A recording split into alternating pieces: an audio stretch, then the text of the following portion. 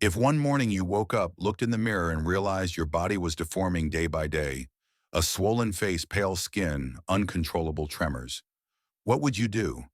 Now imagine that scene happening not just to an ordinary person, but to a king or queen, those who held the fate of an entire dynasty in their hands. Throughout European history, magnificent palaces with their red velvet curtains, gilded thrones, and extravagant banquets hid a terrifying truth behind their glittering facade. Mysterious, incurable, and sometimes even cursed illnesses once gnawed at the bodies of the most powerful people. There was a king who lived in agony, from gout his feet so swollen he could not ascend his throne. There was a queen who sank into depression with whispers spreading across Europe that she was possessed by demons. And there were also princes and princesses who died young simply because of a drop of blood carrying a terrible hereditary disease. History records which dynasties flourished and which collapsed, but few know that behind the decisions that changed the fate of nations, there were the shadows of prolonged fevers, sleepless nights of pain, and even paranoia from minds worn down by illness. So what were the mysterious diseases that haunted the monarchs of Europe, and how did they change the very course of history? Let us embark on this chilling journey together. Europe, from the Middle Ages to the early modern period, was a picture both splendid and gloomy. Magnificent castles rose amidst misty fields, and church bells echoed through the villages. But beneath that splendor, disease and medical backwardness loomed like specters. People believed that illness was the wrath of God, a curse for sinners. Modern medicine had not yet been born, so all remedies at the time were limited to bloodletting herbs or mystical rituals. In this context, the royal family was no exception. On the contrary, precisely because they were at the pinnacle of power, every sign of illness on the body of a king or queen could ignite a political storm. A prolonged pain could prevent a king from attending court. A queen's sudden bout of madness could lead to rumors of rebellion. We must remember that power in this era was based not only on armies and laws, but also on the image and sanctity of the royal family. If the king was seen as chosen by God, then illness was evidence to the contrary that the monarch had lost divine protection. Therefore, any sign of weakness could be exploited by political enemies, even becoming a pretext for usurpation. Quite often, these terrible diseases spread through the bloodline, leaving horrific legacies. Continuous political marriages within the family exacerbated hereditary diseases, such as hemophilia, epilepsy, or madness. The palace, seemingly the safest place, turned out to be an iron cage where a secret illness could decide the survival of an entire dynasty. In the dense fog of that era, disease was not just physical pain, but also an invisible weapon that silently changed the history of Europe. In the dark corridors of European history, there are royal names mentioned not only for their power, but also for the terrible diseases that turned them into prisoners on their own thrones. King Charles VI of France, the Mad King Paris at 14th century. The church bells echoed as the populace bowed their heads to pray for a stable reign. But on the throne, Charles VI was sinking into the darkness of a troubled mind.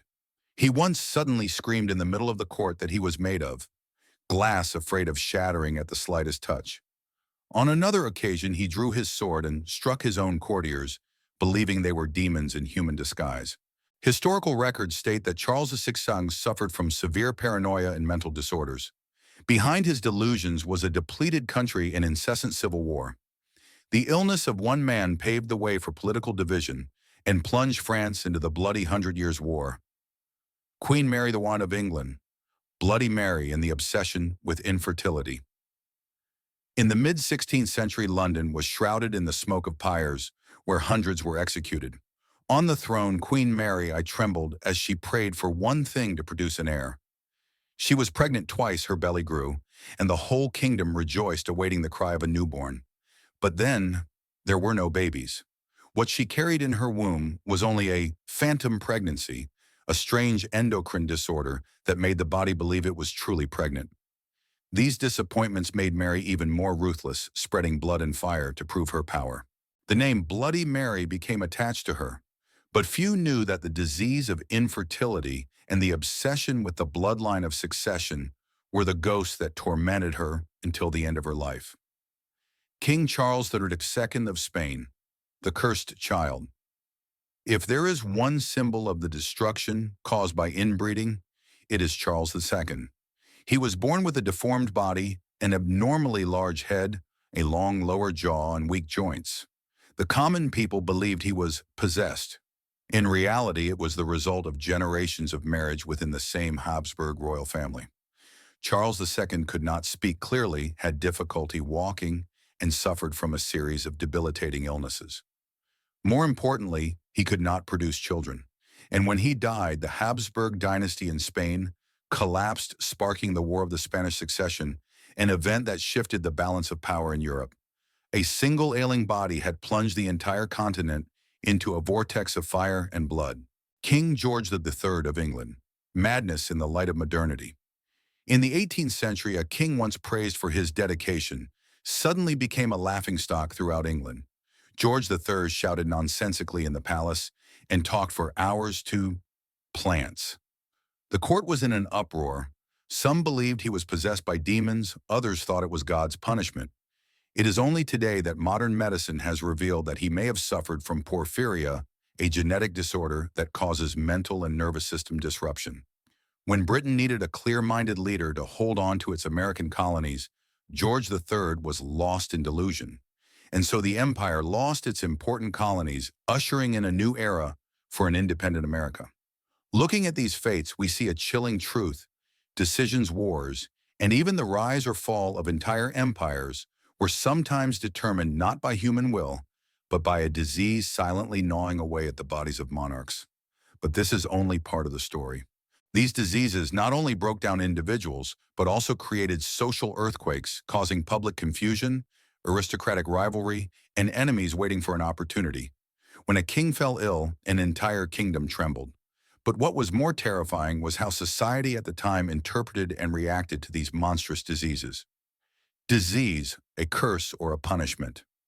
In the religious beliefs of the Middle Ages, disease was not a biological issue, but a supernatural sign. When Charles VI of France descended into madness, people whispered that he had been possessed by a demon. Priests performed exorcisms right in the palace, but nothing could stop his delusions. This belief sowed fear, turning any pathological sign in a monarch into proof that they had lost divine grace. This not only destroyed the prestige of the royal family, but also shook the entire political foundation. A sick king meant a country that was easy to manipulate and vulnerable to attack. Enemies, both inside and outside the territory, immediately seized the opportunity. Royal marriage, from glory to tragedy. Hereditary disease loomed like a ghost over many dynasties. The House of Habsburg is the most haunting example. To maintain pure blood, they practiced inbreeding for generations, and the result was Charles II, the cursed king. European society at the time was both pitiful and horrified. The people whispered that he was a child of the devil, while the nobility saw his weakness as a pretext to challenge the throne. A societal debate erupted. Was royal marriage still a testament to power, or just a genetic trap leading to extinction? These questions haunted an entire continent, sowing the seeds for future changes in the concepts of marriage and heredity. Medicine and mass hysteria. These mysterious illnesses also reflected the weakness of contemporary medicine. The royal physicians were well paid, but their methods were limited to bloodletting, applying herbs, or praying. When Mary I experienced a phantom pregnancy, no renowned physician could explain it. When George III fell into madness, they only knew to confine him to the palace. This plunged society into a spiral of confusion. If even monarchs who were considered chosen by God could not escape illness, then who was safe? This very helplessness paved the way for the rise of mystical movements, fortune-telling, and even witch hunts. Disease, a catalyst for historical change. The greatest consequences were the historical upheavals. The madness of Charles VI pushed France into civil war. The infertility of Mary I destabilized the Tudor dynasty. The death of Charles II of the House of Habsburg ignited the War of the Spanish Succession. The mental instability of George III contributed to Britain's loss of America. Each of these illnesses was not just a personal tragedy, but a bloody piece in the European power game. And to this day, posterity still debates. Was it just random misfortune, or was there truly a royal curse that haunted for centuries today, When we think of European kings and queens, we often imagine luxury, splendid attire, gilded banquets, and magnificent palaces. But hidden behind that glamorous facade, history reminds us that they were also human, carrying within them fear, weakness, and physical pain. The mysterious diseases that once made Charles VI paranoid, Mary the Marne, desperate Charles II disabled, or George III insane, all left a profound mark on the flow of history. From this we realize a chilling truth: the fragility of an individual's body can alter the destiny of an empire. Today, modern medicine has helped us understand and prevent many of the diseases that once cast a shadow over past royalty. But these stories still hold their value, reminding us that power, money, and thrones are all helpless before the laws of biology and the silent devastation of disease. And perhaps looking back, we must ask ourselves, if those kings and queens had not been ill, would the map of Europe today be the same? Or would history have taken a completely different turn? That question has no answer. But it is this very horror and uncertainty that makes history a reflecting mirror, both haunting and mesmerizing. Thank you for watching.